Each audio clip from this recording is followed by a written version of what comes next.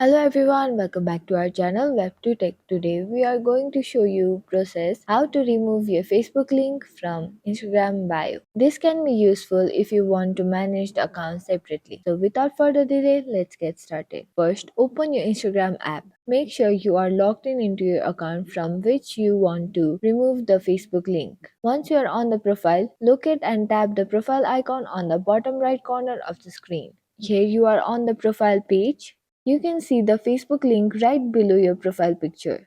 We are going to remove just that. To remove the Facebook link from the bio, click on Edit Profile, which is little below your profile picture. Here you can see you are on the Edit Profile menu. From here, tap on Links, which is right below the bio and above the gender option. After that, tap on Facebook Profile.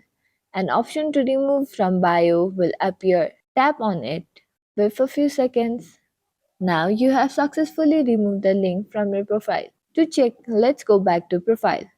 Here you can see there is no Facebook link in the bio. So this is it for the video. That's how you remove the Facebook link from the Instagram bio. If you find this video helpful, then don't forget to give it a thumbs up, subscribe for more videos like this, and hit the bell icon to stay updated. Thank you so much for watching.